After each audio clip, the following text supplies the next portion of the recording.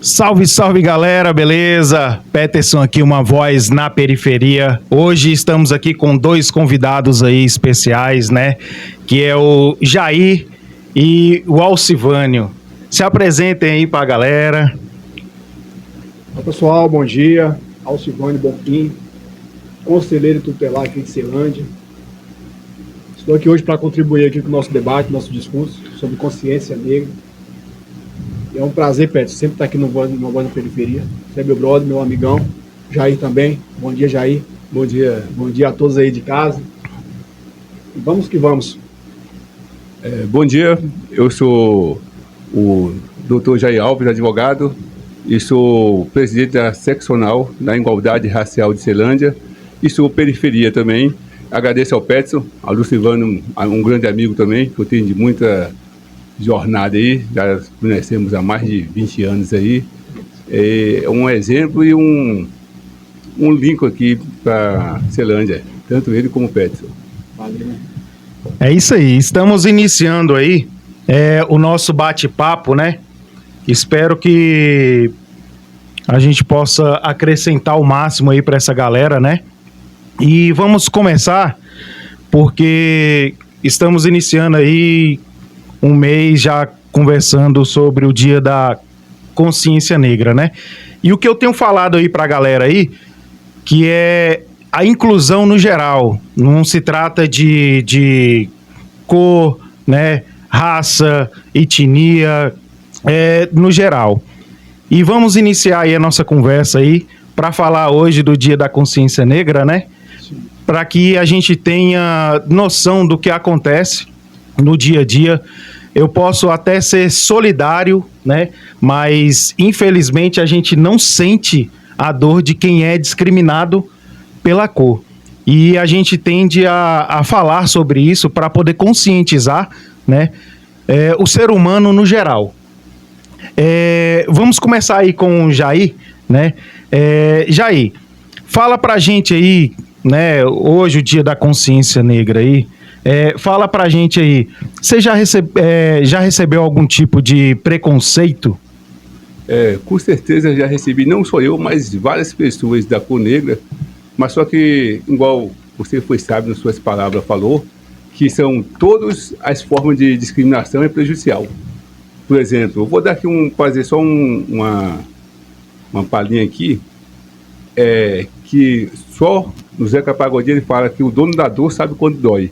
Então, só quem é negro, quem é periférico, porque tem uma discriminação social. Com certeza. Tem homofobia, tem os machistas e tem também a discriminação também por qualquer gênero. É uma discriminação que dói bastante. Uma vez eu tinha um colega meu que estava como cadeirante, aí eu sempre conversava com ele agachado para estar no mesmo nível dele. Aí eu quis ter uma experiência e sentei na cadeira de roda dele para me locomover, para me ter a visão dele como cadeirante. Aí eu vi que umas coisas para a gente é fácil fazer, que é ir ao banco, ir ao shopping, e a rodoviária, que muitas vezes aquele elevador é inoperante. Aí a gente começa a ver a visão dele. Aí eu estou aqui para passar para vocês a visão do negro, porque o negro e o periférico que sabe como é que é a situação. Porque um simples olhar, um gesto, dói bastante, dói, e a pessoa tem que ter muita resiliência. A resiliência é a palavra da moda, mas só que nos negros antigamente era resistência, que graças a Zumbi do Palmares começou a mudar essa lógica, porque a escravidão...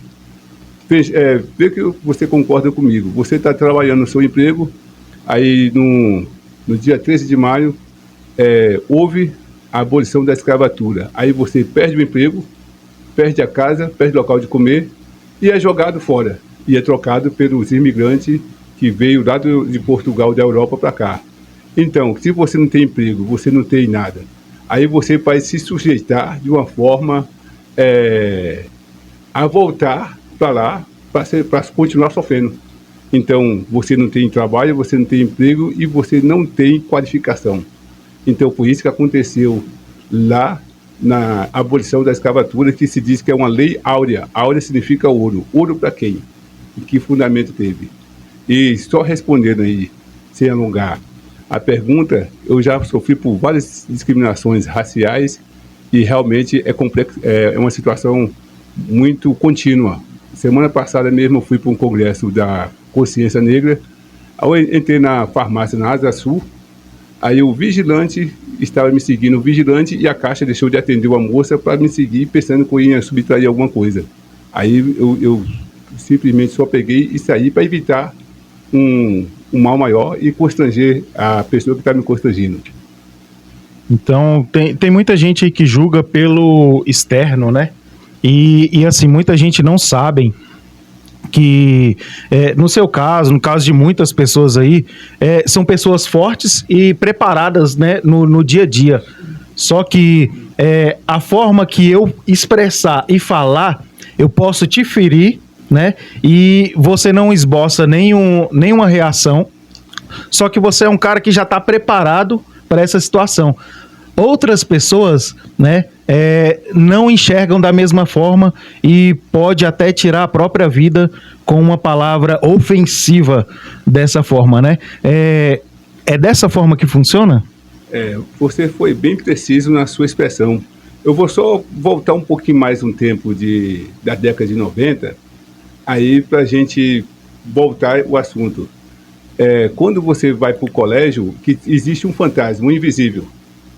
A criança está no colégio lá, aí a tia, chamando a professora do primário, chamada de tia, manda pintar seu pai e sua mãe, mas só que lá tem uma foto branca do pai e uma foto branca da mãe. Então ela está no espaço que não pertence a ela. Aí quando ela vai assistir o desenho animado, que na década de 90 tinha desenho animado de manhã e à tarde, você via que os desenhos animados não representavam você. Aí você vai um pouquinho mais longe, aí você vai para os desfiles de moda, vai para os canais televisivos que fala que a televisão imita a realidade, e a realidade não é imitada porque o negro não é visto como bonito. Então ele não é excluído.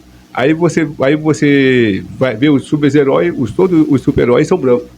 Então a criança, porque igual você falou, eu sei me defender, mas a criança que está na formação, ela está ali sabendo, está sendo ofendida e não sabe por que está sendo ofendida. Aquele fantasma, indiretamente, mexe no psicológico dela.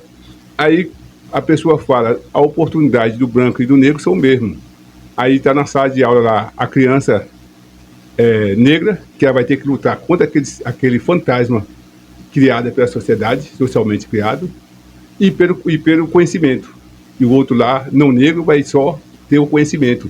Então, o psicológico dela, que ela não está preparado, vai sofrer um bocado até que alguns adultos e alguns jovens, ou ele se nega, como negro, que negro fosse, que é uma forma de proteção. A gente pode até falar que é covardia, mas não é covardia. É uma forma de proteção dele, que é mais cômodo ele se acovardar e falar que não é negro, de que ir para o embate. Porque o embate não é para todo mundo, não. Já teve caso de uma menina que tentou suicídio, que eu estava numa ocorrência lá no plano piloto, justamente por ter sido discriminada no colégio. Então, que parece uma coisa invisível, mas invisível para quem está fora. Mas para quem sofre é uma coisa muito forte, muito covarde. E assim... É interessante o Jair tocar nesse assunto de colégio, no conselho tutelar, Jair, nos casos que a gente acompanha lá, cara, sempre tem essa situação do bullying, o bullying por conta da cor da pele. Chega casos lá em que a criança ela diminui o rendimento escolar, praticando automutilação, da dor, do preconceito que ela sofre em sala de aula. São os coleguinhas apelidando por conta da cor da pele, e a criança sofrendo por conta daquilo, e passa alguns dias, ela não leva para a família de imediato, mas a família percebe-se essa diminuição, essa agressividade em casa. Aí quando chega para o conselho, já está bem avançado os casos. Como você falou, até casos já de tentativa de suicídio, porque o sofrimento é muito, muito, muito forte, muito grande, entendeu? Em relação a essa união de coleguinhas que se juntam para aterrorizar, praticar o bullying contra uma criança. Entende? E aí o conselho pega essas situações e E, lógico, quando chega pra gente, primeira coisa que a se fazer é o quê? Registrar a ocorrência, né? Registrar a ocorrência. E aí a família responde por aquilo, os responsáveis respondem, porque a criança, o Pedro, ela é o reflexo do ambiente onde ela vive. Se ela está repetindo aquilo, ela ouviu em casa. Você concorda, Jair? Concordo que, igual tem uma fala muito sábia do Nelson Mandela, ele falou que ninguém nasce racista. As pessoas se tornam racistas. E por que não ensinar essas mesmas pessoas, em vez de praticar o ódio, praticar o amor? Porque uma criança que está praticando racismo, ela é tão vítima como a que está sendo vitimizada. Só que, no caso dela, ela, na cabeça dela, na consciência dela, ela acha que ela é certa. Mas aquilo ali é uma forma de querer demonstrar hegemonia, superioridade à criança. Minha filha também, quando ela tinha 7 anos, ela todo dia acordava cedo, acordava aí em torno de... A aula começava às 7 horas, 5 horas ela estava querendo ir para o colégio. Aí depois passou um período, ela não estava querendo mais ir para o colégio. Começava a chorar para não ir para o colégio. Aí eu fui para o colégio, que era o colégio de freiras. Aí fui saber o que tinha acontecido. Aí ela me falou que uma menininha discriminou ela e a professora também ficou rindo. A professora não teve atitude. E a criança, a professora ficou rindo, porque a professora que é a autoridade no ambiente lá. Sim. Aí eu fui conversar com a diretora simplesmente falou comigo que não, tá tudo certo, isso acontece. Eu falei assim, não, então vamos fazer o seguinte, se caso a senhora não vier resolver aqui, eu vou à delegacia e vou registrar uma ocorrência, porque isso aí é brincadeira e o profissional tem que estar preparado. Sim. Aí foi que a diretora marcou uma reunião e nós conseguimos resolver essa pendência. Mas eu sabia do direito. E muitos pais que não sabem, e muitos pais também que têm medo até de chegar no colégio, porque eles não têm a visão que o servidor público é para servir o público. Mas só que eles invertem a situação. Sim. É como se o público fosse para servir ele. E todo servidor público, independente do cargo que ele exerça, ele sai da sociedade, ou independente de sair da periferia, de onde, para representar o público. Ele não é superior ao público, ele é só mais um. Então, eu acho que as instituições tinham que preparar os seus servidores para lidar com gente, com o ser humano, independente da cor, da raça, da opção sexual, da religião. Nós temos que ver o ser humano, que eu acho que é o mais importante. Com certeza. E assim, uma questão aí que você levantou, e eu nunca tinha parado para pensar dessa forma, que ele colocou aí, da criança na escola, que chega um desenho, né? E ela vai pintar, como é que vai fazer? E, né? A gente, cara, na sua visão, o que a gente pode fazer para mudar, né? Tanto os funcionários públicos, né, nas escolas, quanto a sociedade em si, a respeito disso aí, que eu achei muito interessante, porque a criança vai crescendo e ela não tem noção, né, dessa discriminação. Ela não tem noção. Como é que a gente vai preparar um jovem, uma criança, para poder receber isso, cara? Como é que a gente vai preparar isso? Para a gente preparar as crianças e os jovens, eu acho que primeiro tem que se preparar o adulto. Sim. Porque o adulto, a criança é a semente. E o adulto é uma árvore. Então, tem no direito penal o fruto das árvores podre. Então, se a árvore está podre, todos os frutos vão estar podres. Então, o que acontece? Se o adulto se conscientizar, porque imagina você sair daqui de Ceilândia, que nós somos periferia, e você vai lá no Rio de Janeiro, você vai lá em Copacabana, aí você, falando que você é como se fosse uma pessoa racista. Sim, sim. Você nem conhece uma pessoa e você tem ódio gratuito para aquela pessoa, sendo que você nunca nem viu ela, só por causa da cor da pele. Então é isso que tem que mudar. Mas qual seria a forma de mudar? Seria através do podcast como o seu, que você é uma voz ativa na periferia, o Lucivano também, que é do Conselho Tutelar, os professores e todos os servidores públicos passarem a fazer, independente de cargo, o seu cargo com amor. Então, o negro, ele não quer ser melhor e nem quer tomar a vaga do branco. Ele quer ser respeitado. que eu acho que o respeito, a humildade e a sabedoria é a chave que abre qualquer porta. E é um espelho que tem que ser refletido. Você, por exemplo, não adianta você obrigar o negro a respeitar e não respeitar ele. Porque fica muito fácil uma pessoa não negra falar: eu tenho um amigo branco, não sou racista não. Mas só que aquele amigo é conveniência. Você conhecer um negro ou ter um amigo negro não quer dizer você que não quer dizer que você não é racista. Porque o racismo é uma coisa muito peculiar e muito sutil. É muito particular, muito né? particular no olhar. Igual o Peterson falou com sabedoria, que acontece?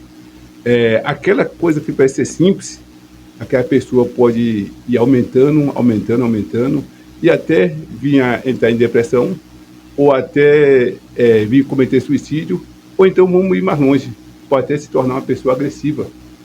Exatamente. Como o Lucivano falou da criança que é agressiva, a criança, aí ela sofreu vários atos, aí quando ela vai agredir a pessoa é que reflete, mas só que ela virou como se fosse a vilã, mas só que lá atrás ela foi vítima. É o espelho, né? É o espelho. É igual isso aí que você falou, né? Você tem acompanhado alguns casos aí e reflete bastante.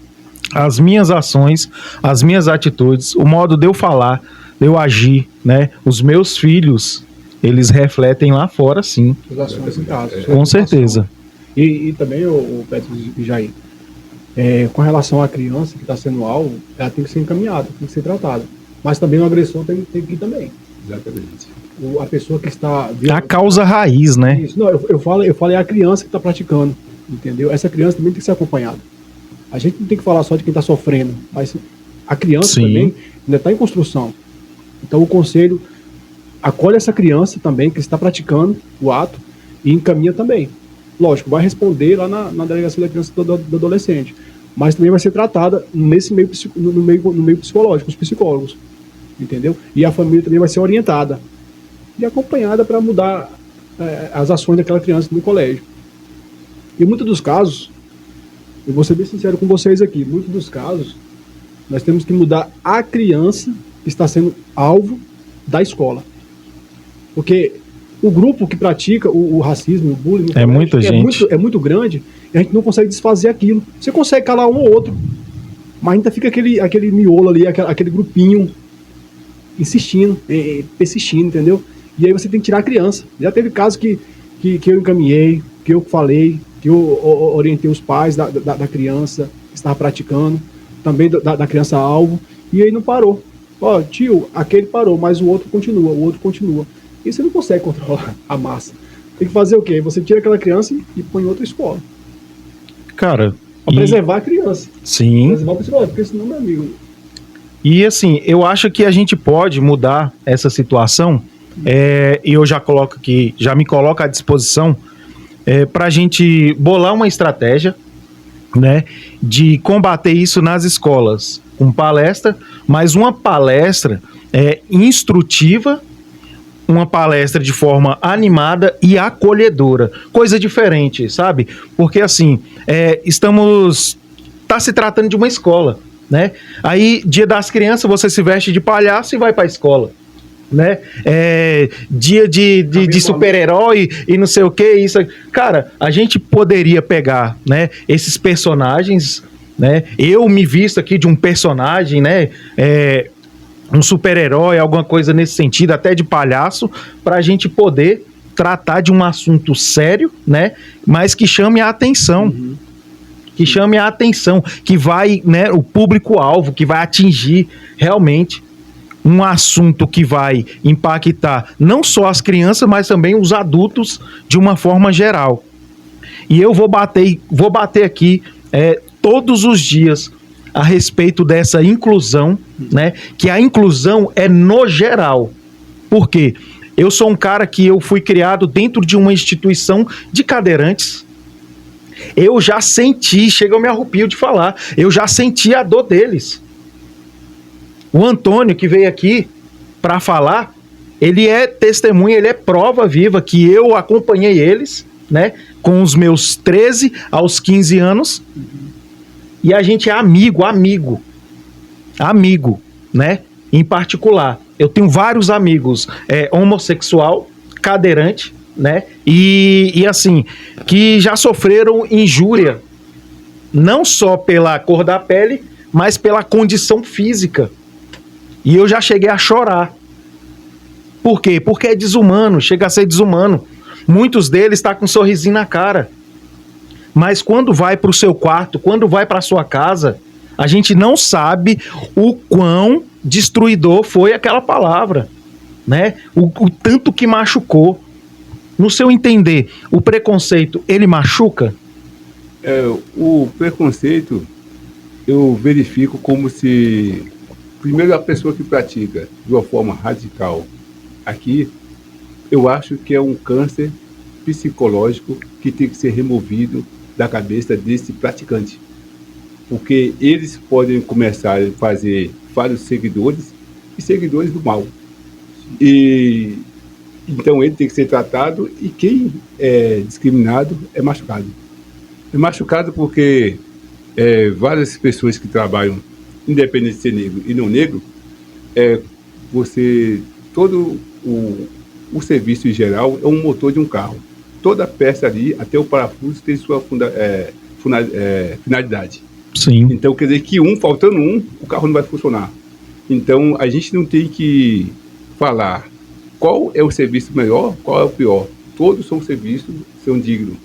Então, quer dizer que muitas pessoas que trabalham no serviços gerais ou em outros serviços aí, é discriminado porque e é perseguido. Sim. Que tem a perseguição. Que a perseguição é a discriminação intelectual, né? Intelectual e reiterada. Sim. Reiterada.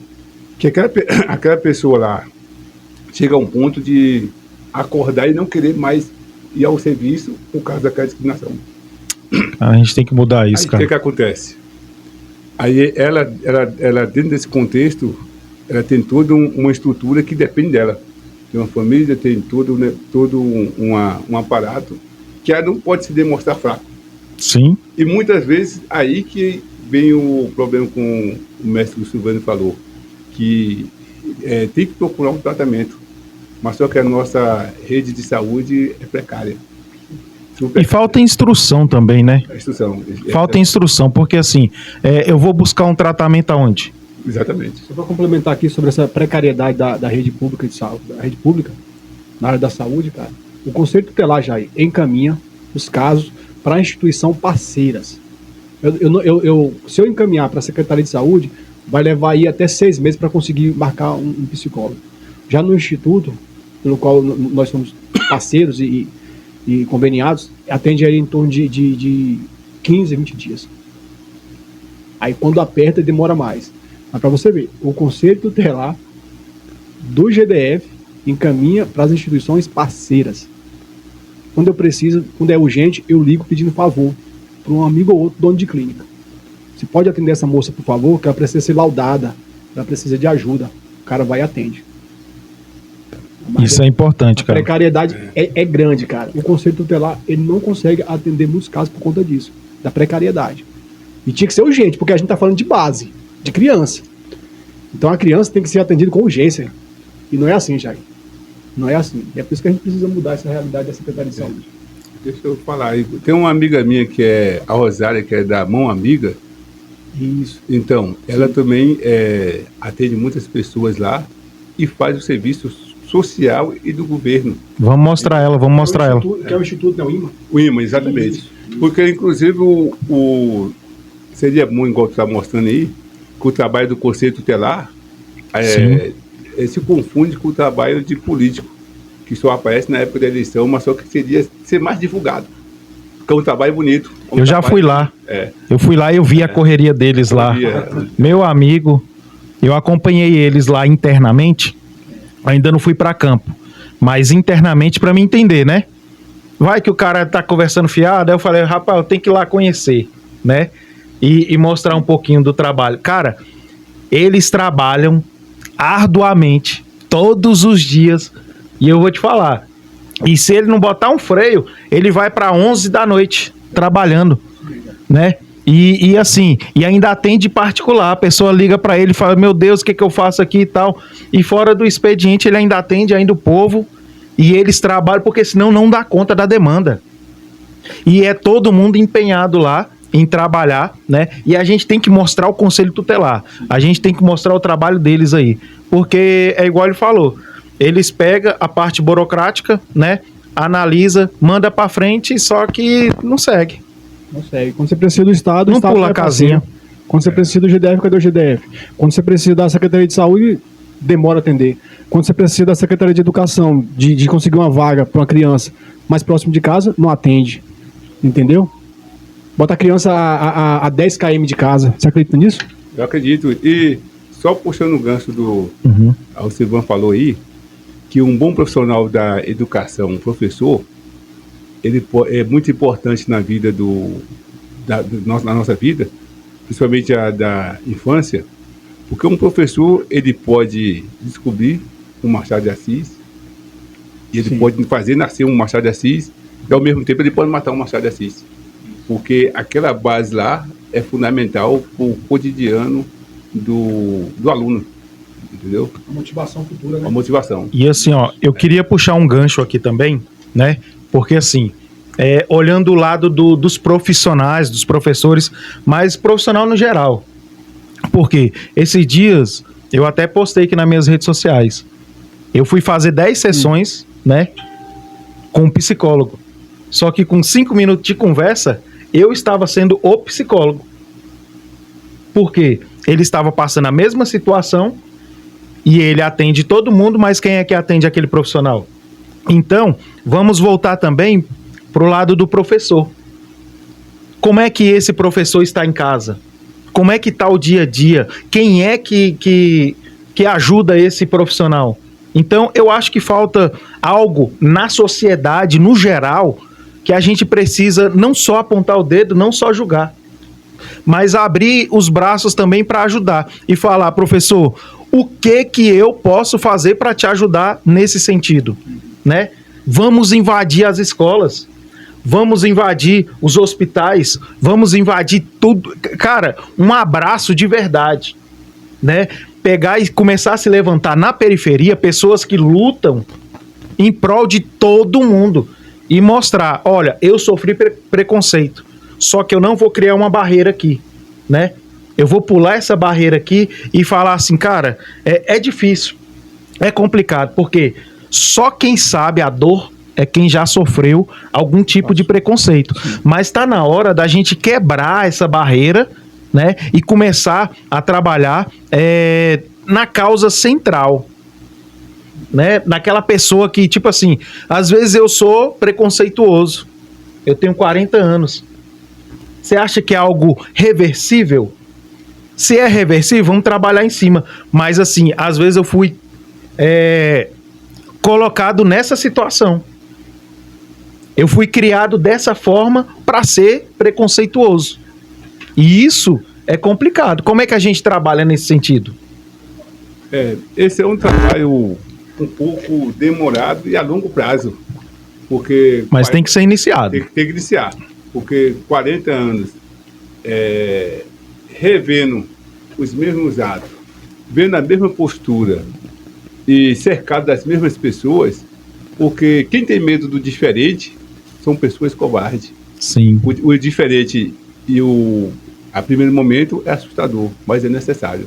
Porque para você mudar o círculo, você tem que ter coragem. E é complicado. Dar o outro caminho.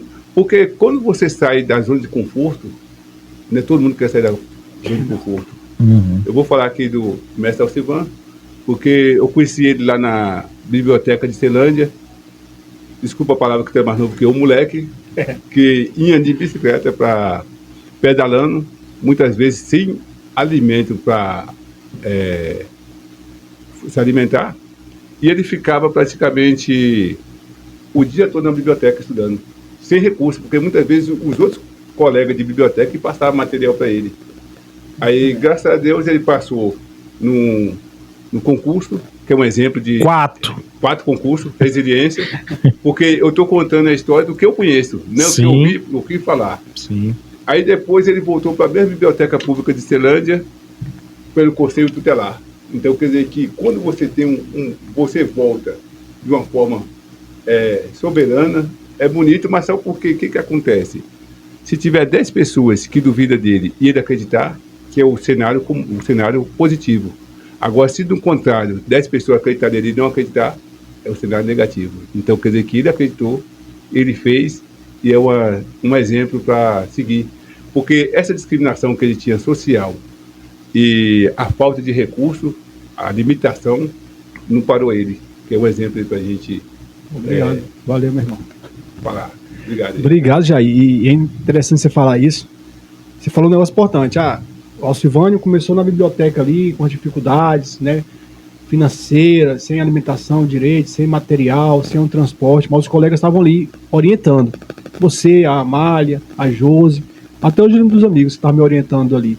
E também, quando eu retorno para a biblioteca, pro mesmo local, mas como conselheiro tutelar, faz com que eu tenha uma visão sistêmica, cara, da comunidade. Entendeu? Porque eu passei por aquela situação, então eu sei por onde começar ali a ajudar aquelas famílias. Entende? É diferente de você pegar alguém que já tá. Tipo, tem umas exceções, mas é diferente de você pegar alguém no topo e falar, vem pra cá. O cara não tem conhecimento da comunidade ali, ele não passou por aquilo. Eu falo isso porque eu trabalho muito aqui na QNR, Peters, e eu entro na casa das famílias e eu percebo sim essa vulnerabilidade. Entendeu? Falta motivação. Eu oriento, eu converso, mas você sabe que é difícil. Sabe, Jair? Mas é isso que a gente tem que buscar, essa superação e tá ali criando essa rede de apoio de colegas ali que descobriram esse caminho da comunidade para estar motivando os demais, entende? Porque é isso que eu faço. E é interessante ele falar isso, mas nas casas que eu vou, inclusive outro dia, hoje aí, o Peterson estava lá me visitando no Conselho Tutelar e uma mãezinha foi lá desesperadamente procurando ajuda. E eu tava muito atarefado, cara, muito atarefado. Não consegui ir no dia, na sexta-feira. Aí quando foi domingo pela manhã, eu lembrei dessa mulher. Ela tava com um problema muito grande em casa, com os filhos, né? Com os filhos. E um já é certa idade e não tava respeitando. O que eu fiz? Eu procurei essa família no domingo, saí da minha casa. Era um caso acompanhado, mas não é um caso de violação que o conselho tinha a obrigatoriedade de atender com urgência. Um acompanhamento normal. Mas eu fui lá, conversei, e o primeiro assunto que eu falo para eles, quando eu chego, Jair, é sobre essa superação que eu passei, da dificuldade, mas que eu decidi estudar, fui para cima, sabe? Biblioteca mesmo, igual tu falou, chegava às 7 da manhã, saía às 10 da noite. Muitas das vezes você levava um pãozinho, a Maia levava a bananinha, a maçãzinha, a gente compartilhava, né? E aí eu passei em alguns concursos, eu já falei aqui antes, Petson. E aí eu motivo essa turma, eu chego motivando mesmo. E vou encaminhando pro mercado de trabalho também, pro estágio, igual eu faço com muitos ali, entendeu? Pra gente realmente ajudar a nossa comunidade, ajudar nossos adolescentes. Porque a gente depende deles, né? Com certeza. Eles vão estar comandando nossa cidade. Daqui a alguns de 20 anos, talvez. É o esses futuro. Adolescentes de hoje, de 15, vão estar aqui comandando Ceilândia, vai ser nossos administradores, nossos secretários. É por isso Então que a gente tem cuidar que... deles, cuidar. Sim. Cuidar mesmo. É por isso que a gente tem que fazer esse trabalho aí. E é agora, é para ontem. Eu vou só contar uma história do Platão, que eu tive na faculdade lá, o Homem da Caverna. Ele vivia, várias pessoas viviam dentro de uma caverna e via só um reflexo de uma luz lá. Aí teve um deles que teve coragem de sair lá fora para saber qual era o mundo lá fora. Aí no primeiro momento ele ofuscou a visão, porque era muita luz para quem vivia dentro da caverna, que essa luz seria o conhecimento. Aí ele viu tudo bonito, aí o que o Silvano quer passar o conhecimento para os outros é porque ele conheceu. Viveu aquilo, né? Viveu aquilo. Aí ele retornou para a caverna para falar para os outros iguais a eles, os pares deles. Aí viu ele como um louco que ele não existia e mataram ele. Então, o que acontece? A gente, quando passa por uma circunstância, a gente quer passar para os outros, mas muitas vezes as pessoas veem igual o nome da caverna, veem como a gente fosse louco. E não quer, ou louco, ou muito otimista, ou vivendo a ilusão. Mas a situação, eu conheço, situação real, e vi, se para ele foi possível, para qualquer pessoa é possível passar no concurso público. Isso. E não só concurso público, se profissionalizar. Porque você sendo um bom profissional no que você faz, é fundamental. É mudar a chave, né? Porque assim, cara, não é só ser um funcionário público, né? Cara, em qualquer área, A pessoa tem que falar isso, falar assim, vai dar certo, vou conseguir, e não olhar para as dificuldades que você está passando em casa. É lógico que isso abala. Se você tiver condições, cara, fica bem mais fácil, né? Agora, para a pessoa que não tem condições, e assim, uma voz na periferia surgiu com esse intuito de abraçar no geral mesmo, de fazer a diferença, porque assim, tem muita gente se assustando, né, com o canal em si, porque eu tô abrangendo, tô abraçando todo mundo e falando para todo mundo aqui que vai dar certo, não só da cultura, né, deficiente físico, com injúria racial, TDAH, pode falar. Deixa eu falar mais um pouco aqui para o homem do mito da caverna. Quem é de Ceilândia, da periferia de Ceilândia, que Ceilândia abrange Sol Nascente, Pôr do Sol, PNR, Expansão... Brasília toda, praticamente. A gente conhece Ceilândia, então passou da hora de a gente nos fazer representado na Câmara, no Senado, porque não estamos falando aqui de política, estamos falando de ser visto. A pessoa tem que vir na Ceilândia e tem que enxergar a Ceilândia e tem que fazer mudar essa visão que Ceilândia é periferia e Ceilândia não tem nada. Ceilândia é autossustentável. Tu vê que os comércios, os conselhos tutelares, tudo em Ceilândia funciona. Eu trabalhei como policial militar, aí eu lembro de uma cena em que, muito complexa, que eu estava lá na Asa Norte, no colégio, que eu trabalhava no colégio lá. Aí o dono de uma padaria chegou com o carro e chamou a gente, falou que tinha dois menores lá tentando roubar o comércio dele. Aí foi eu e outro policial lá tentar resolver o problema. Aí quando nós chegamos perto das duas crianças lá, a criança se recolheu, aí a criança falou uma palavra que realmente é muito marcante, e falou assim: não me bate, tio policial. Eu estou cheirando cola, que naquela época de 80, a cola era um tipo de droga. Era a cola. Para esquecer a fome. Uma palavra de uma criança fala muito forte. Isso é doido. Porque a fome dói. E muitas vezes, o Lucivan pode depois reafirmar o que eu estou falando aqui, muitos casos aí que nós temos de violência, independente doméstica ou outras violências, que não justifica a violência doméstica, é a falta de recurso. Sim. A falta de recurso, porque como eu era policial militar na Ceilândia, tinha muitas casas que a gente chegava que era realmente a ausência do Estado. Que a polícia, o conceito que ela chega onde o Estado não chega. É calamidade mesmo, né? Calamidade pública. Aí eu fui numa ocorrência lá de um rapaz que tinha roubado a mãe, aí conversa vai, conversa vem, nós conseguimos resolver a situação lá. Aí depois de muito tempo nós conseguimos retornar lá, depois de umas 2 semanas, e eu liguei para essa mãe para falar que ia levar uma cesta para ela. Ela falou assim: não, então vou deixar aqui, já que a senhora está aqui, vou deixar. Não deixa aí não, porque aqui nós chegamos numa situação que eu tenho que abrir o saco do mantimento e botar numa vasilha, porque se deixar o saco de sal, o alimento fechado, o meu filho está numa dependência do crack que ele pega para vender. Aí depois de muito custo, nós conseguimos, igual o Lucivânio, que a visão que eles têm da PM é diferenciada, nós conseguimos um lugar para internar esse jovem. Então, o que acontece? A Polícia Militar e o Conselho Tutelar chega onde o Estado não chega. Tem uma visão que não é passada. Tem essa visão, quer ajudar, e muitas das vezes não tem os recursos, né, Jair? Exatamente. Que isso tem que ter parceiros, é o que eu falo muito. E eu agradeço as parcerias que eu tenho, cara. Sempre que eu chego numa casa que está precisando de uma cesta básica, precisando para comprar um remédio, um gás, uma consulta médica, eu tento achar alguém para me ajudar, porque também sozinho não dou conta, né? Sozinho eu não consigo, cara. Às vezes eu tiro do meu e vou lá e faço. Mas eu agradeço demais, tem muitas parcerias, pô. Tem vocês aqui. Sim. Tem a Vanessa Aldrigues, que é uma amigona, parceira, cara. E, cara, a mulher é de Deus. Sempre tá ajudando, sempre tá separando lá a cesta básica do ano. Ó, Silvane, tem um aqui, vem buscar. Pra ter uma ideia, a Vanessa e a equipe dela. A Vanessa Aldrigues é presidente da Labem Itaguatinga. A Vanessa, em dezembro do ano passado, ela me ligou, cara. Ela falou: Silvânio, juntei com minha equipe aqui 500 cestas básicas. Bora doar, indica o local aí.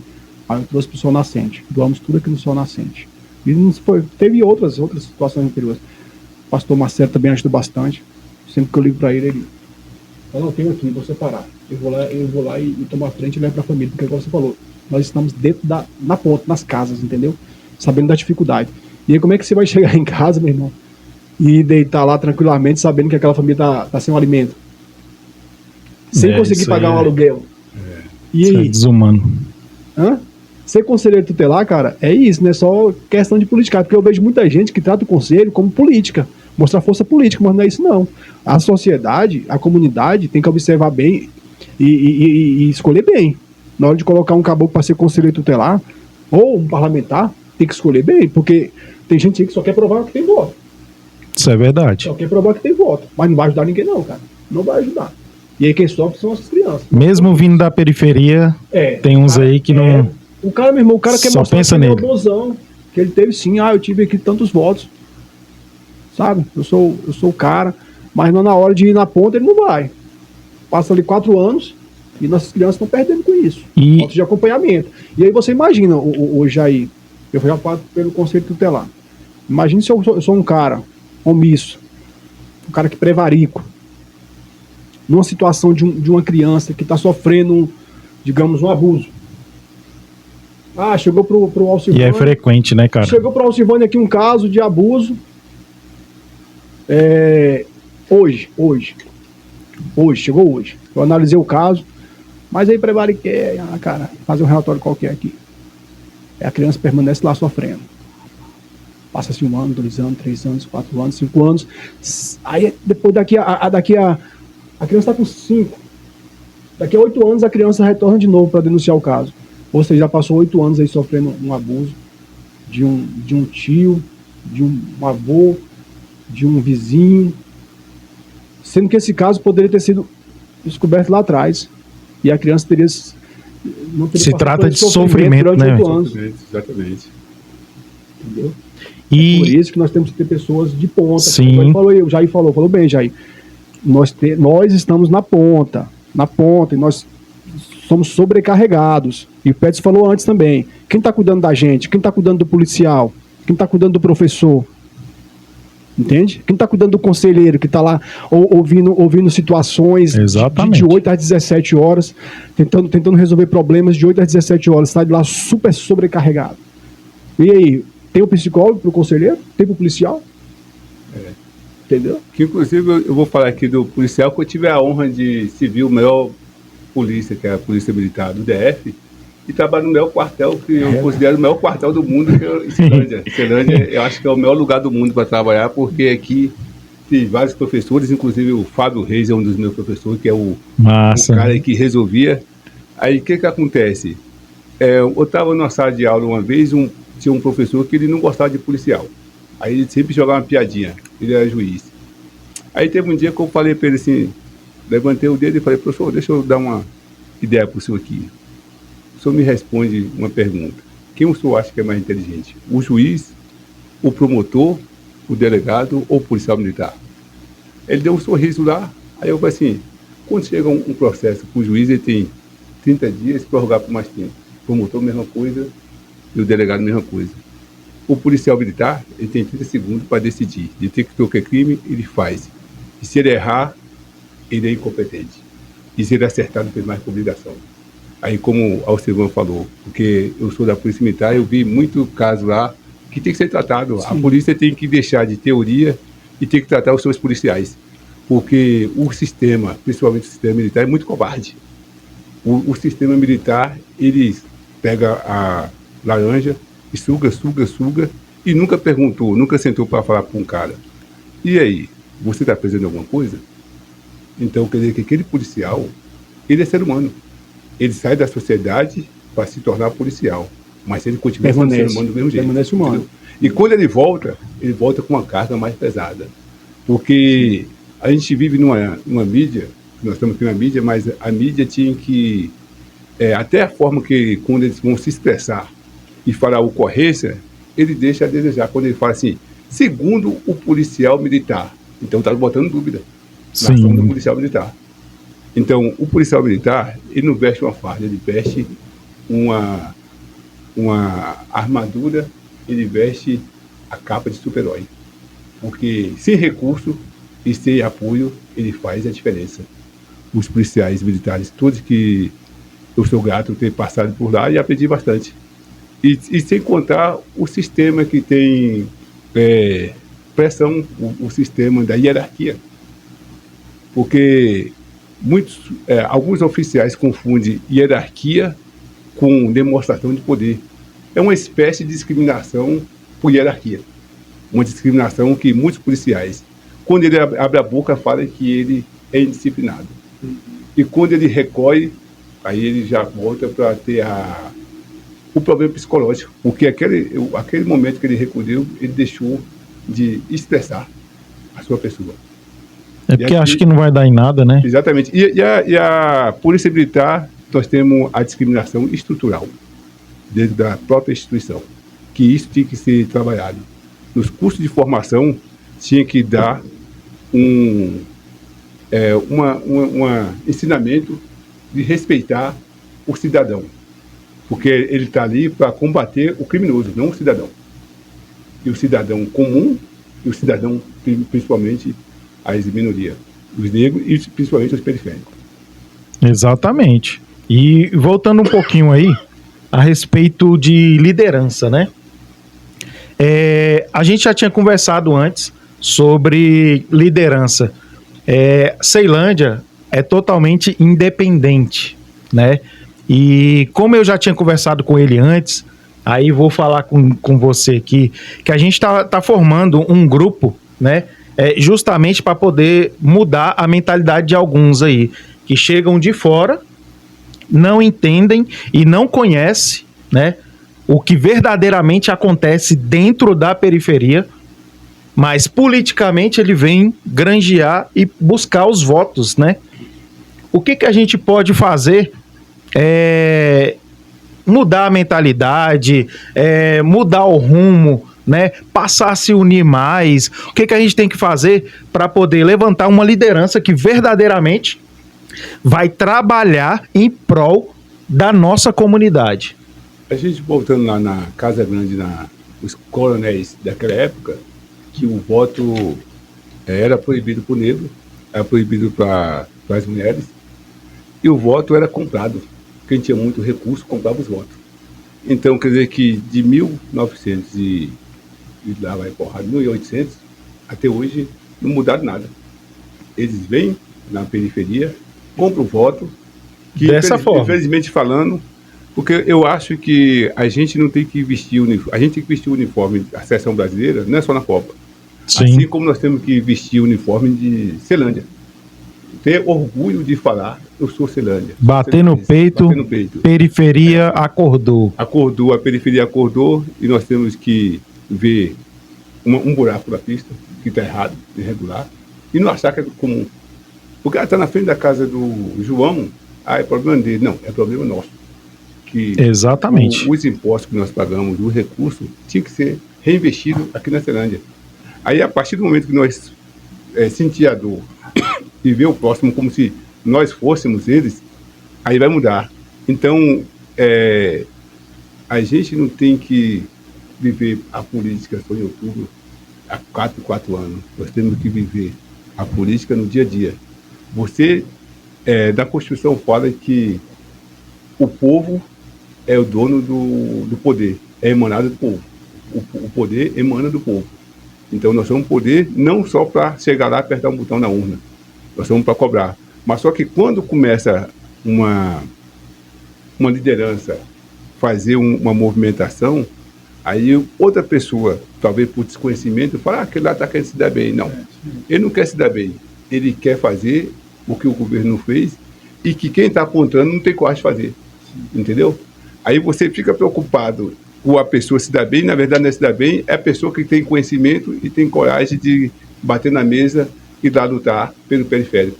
Que o periférico ele é muito mal representado. Porque ele, infelizmente, é contado como número, ele serve só como mais um número. Exatamente. Precisamos de 1.000 votos. Aí vota mais 999 mais 1.000 votos.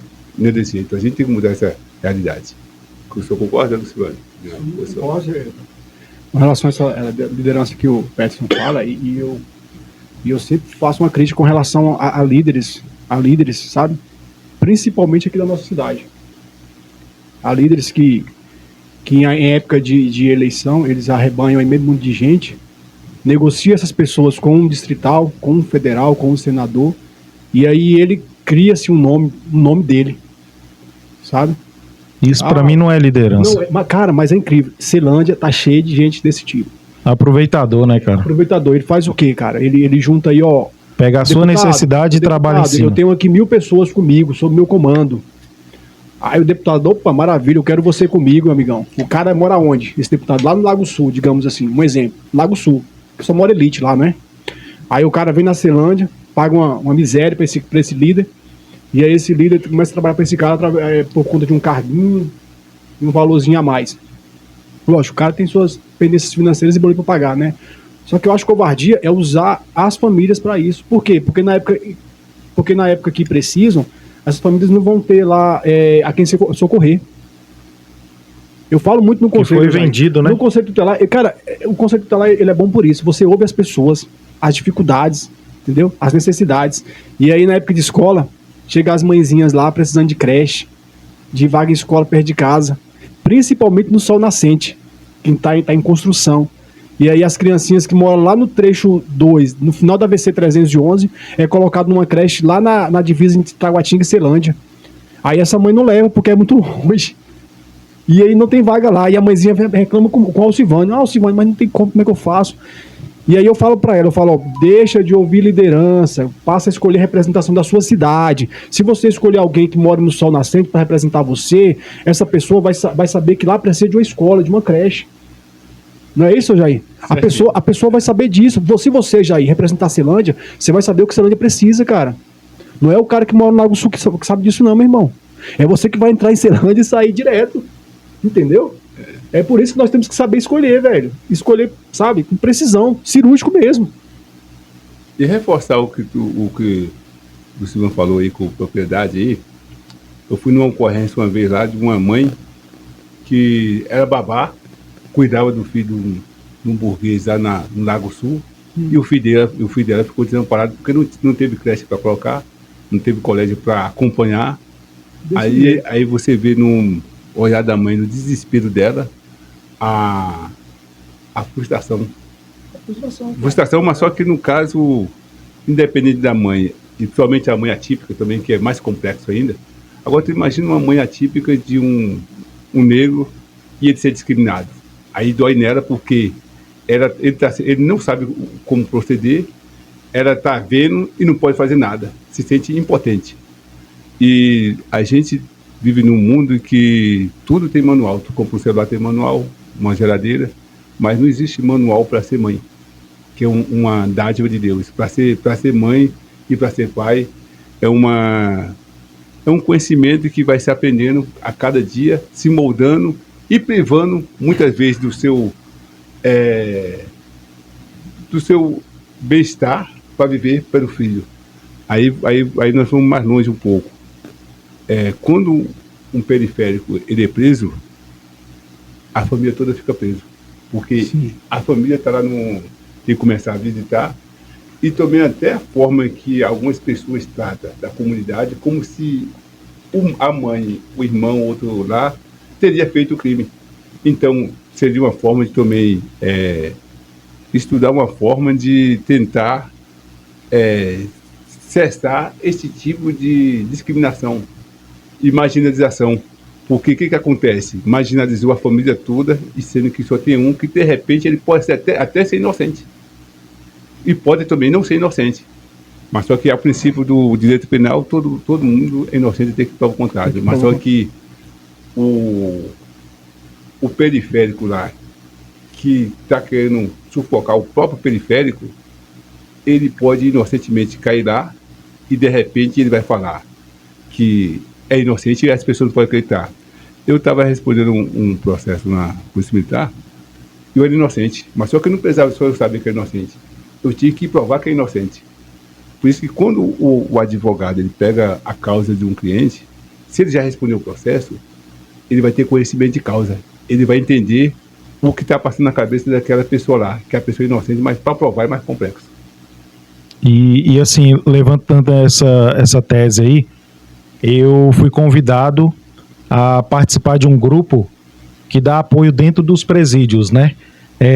Leva um louvor, uma palavra, e eu achei muito interessante. Só que eu levantei uma outra questão também, que é isso que você está falando. Muita gente vai para dentro do presídio, né? Confortar algumas pessoas lá, porque lá tem que ter abraço, amparo também, né? Só que, e a família? E os familiares, né? E assim, o filho, o sobrinho, qual é o incentivo que essa criança vai ter? Qual o destino, qual o caminho? Vai percorrer o mesmo caminho dessa pessoa que está encarcerado. E o sofrimento dos pais, né? Que não escolheram, educou seu filho para ser um cara, né? Bom, bem visto na sociedade, porém, por uma escolha errada, a família toda acaba pagando, né? E principalmente os pais. Não que queira, né? Pode. E não que eles queiram, né? E assim, eu levantei essa tese e falei, né? Que eu quero trabalhar em cima dessas famílias também para ver a causa raiz e estrutural, para que os filhos, os netos, os sobrinhos, primos, não sigam o mesmo caminho, né? E na sua visão, o que pode ser feito? O que pode ser feito de mais importante é cada um ter coragem de sair do comodismo e mudar a sua própria cabeça, a sua própria postura, e antes de apontar uma pessoa, olhar para ela mesma. Sim. Vou olhar para mim, e se fosse eu naquela situação, eu iria me sentir confortável se a pessoa me criticasse, me apontasse. E eu acho que o abraçar é uma terapia muito interessante. Você abraçar o outro como se fosse você. Não falar do outro. Então, quer dizer que menos palavras e menos atitude, mais atitude, e também uma postura positiva. Porque você viver na sociedade, se você vai extrair só o ruim da periferia, porque é periferia, ou da pessoa, porque a pessoa já teve algum deslize social, até ela vai acreditar que ela não é passível de mudança. Porque se todo mundo vê aquilo ali como se fosse um erro, que a gente vai na música do pode sentar. Racionais MC, a gente vê que tem um homem na estrada que ele para sempre vai ver como um ex-presidiário. Não, ele foi ex-presidiário, mas pode ser mudado essa vertente.